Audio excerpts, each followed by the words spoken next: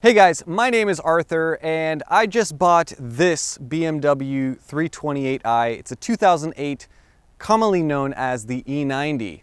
Now, a couple of days ago, my brother also bought a 2006 325i E90.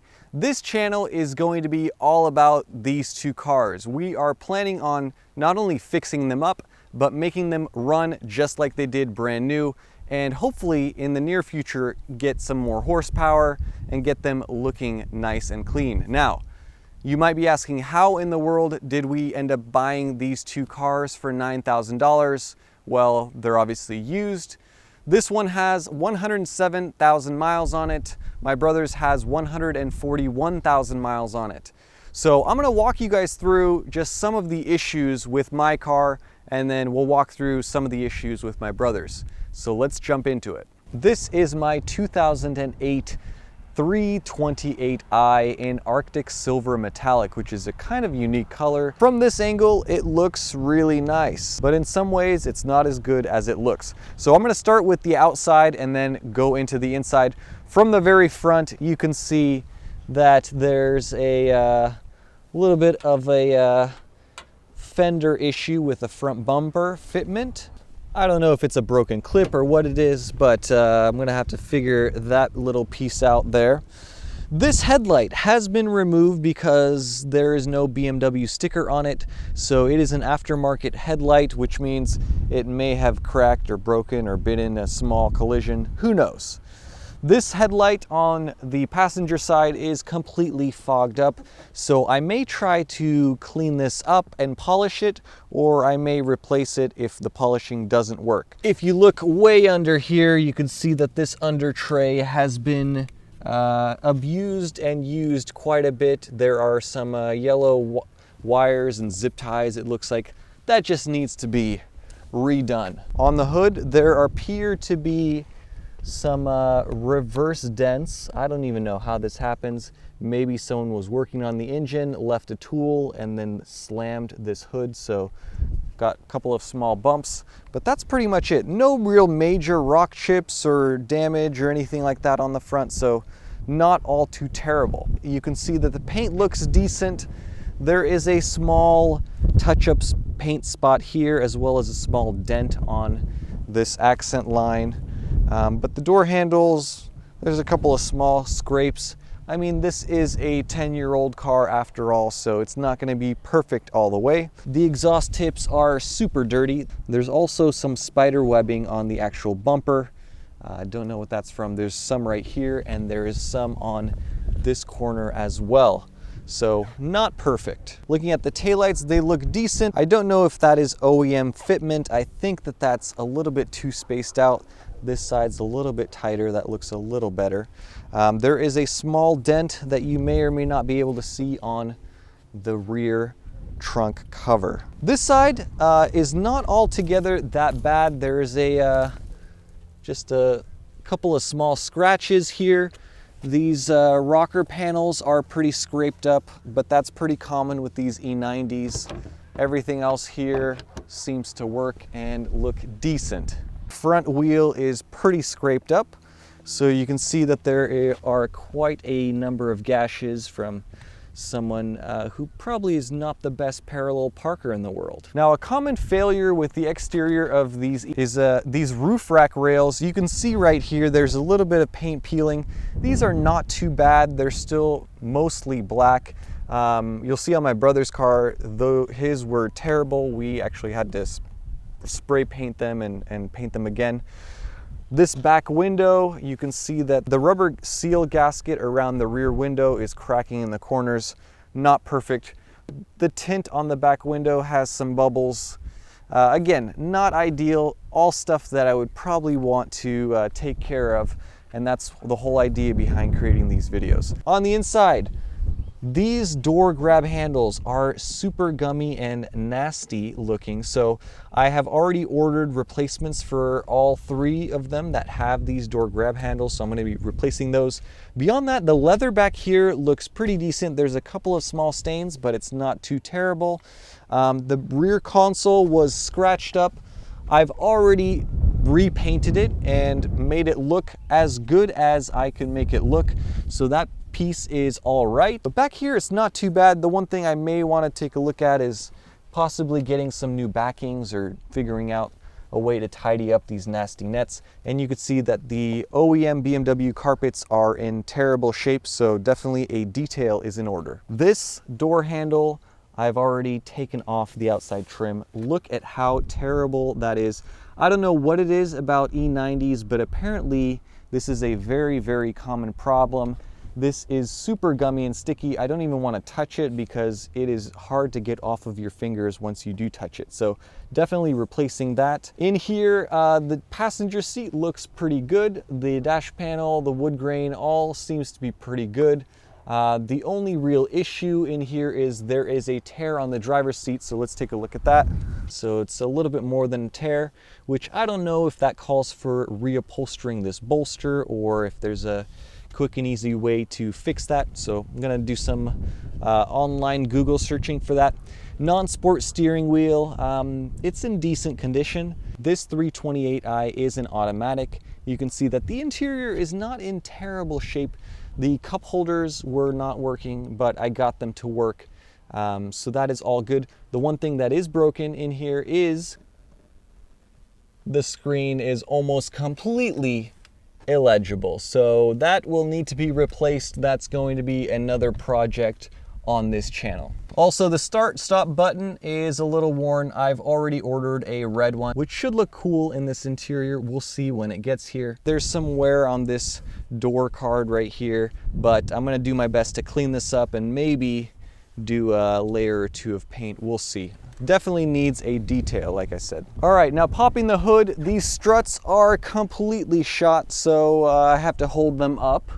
You could see that this sound insulation, sound deadening is kind of falling apart, so gonna have to look at getting some clips or figuring out a replacement for that. In here, this is a pretty common E90 problem because my brother's car also has this issue. This tray, the clips are broken. So his, we just ended up zip tying, but I'm gonna have to figure out a solution for that as well. The engine is pretty clean in here. The only thing is I noticed after driving this car for a couple of days that there seems to be a slight oil leak coming from what appears like the valve cover gasket. So I think I will probably be replacing the valve cover gasket in the very near future.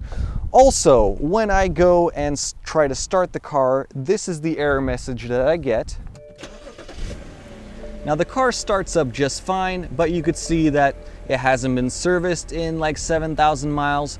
Also, my low coolant warning light is on. Now thinking that it was just a warning sign and all I needed to do was top off the coolant, that is exactly what I did. While I was messing around in the engine bay just today, I realized that there was a plug down here that was completely loose, and on the end of it was this, which is the sensor, the level sensor for this expansion tank. So I will be replacing the whole tank because the cost of the sensor is about the same cost as the tank itself.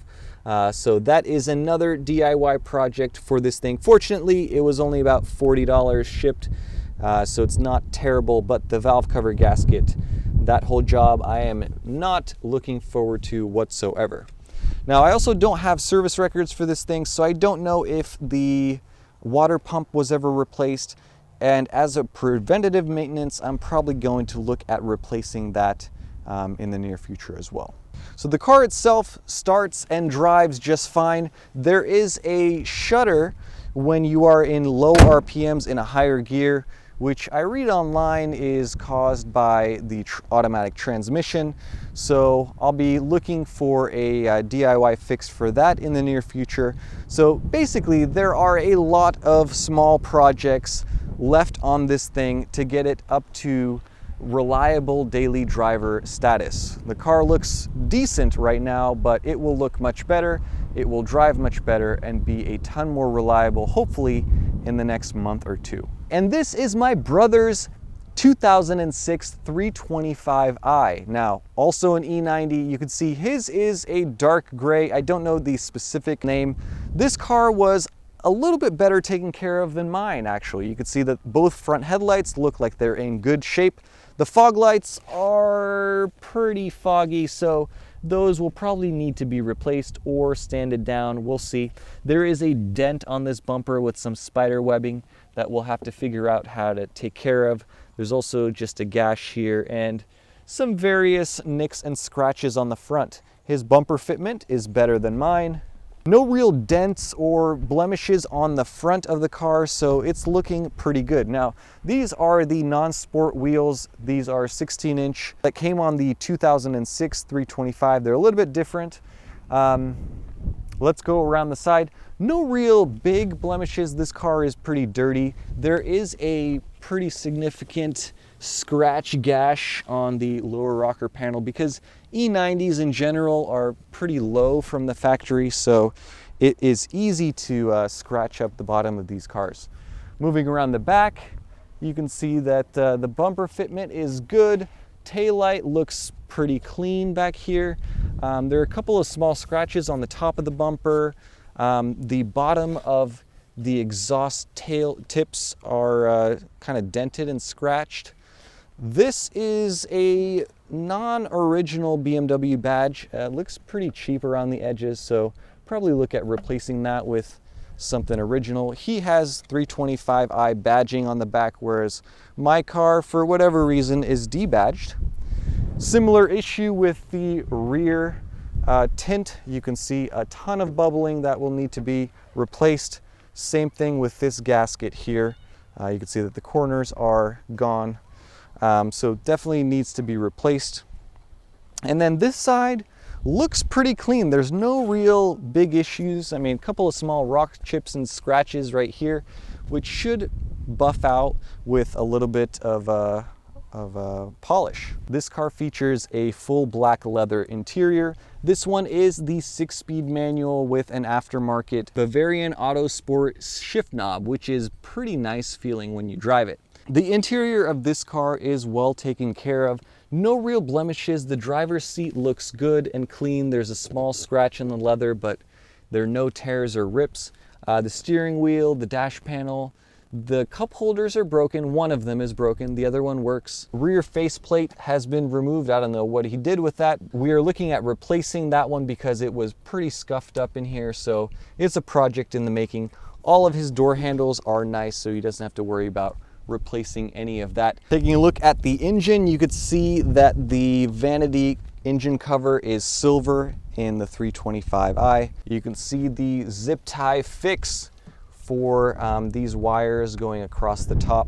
No signs of an oil leak. You can see that the valve cover gasket has been replaced because there is a red seal all around it, so that is definitely not OEM. It is a replacement. So those are really the two project cars. We're going to be working on both of them, just trying to get them back up to a state where they are working properly, looking good, and running reliably. So stay tuned for more. Let me know what you guys think about all of these issues. I know that there are a ton of you out there that probably either have owned E90s in the past or own one currently. If you guys have any suggestions or recommendations for ways to service these cars or things that we should be looking into, definitely comment down below.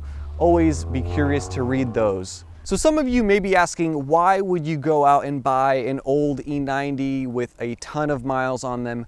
Really, there are a couple of reasons. Now, when I was growing up, I was always reading through Car and Driver, Road and Track.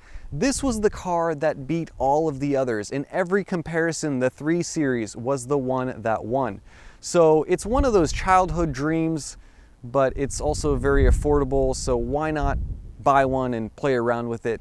These cars have that legendary inline 6-cylinder engine from BMW that is buttery smooth. They do not make straight 6s like this anymore. You see every new car out these days has a 4-cylinder turbo. So these are becoming rare, more and more rare, and getting a clean condition one is becoming harder. This is going to be a fun journey for me, for my brother, for you guys. So subscribe to this channel. If you have a BMW E90, or if you have any interest in cars, or if you just want to see two young guys mess around and lose a lot of money and mess up, we are by no means mechanics.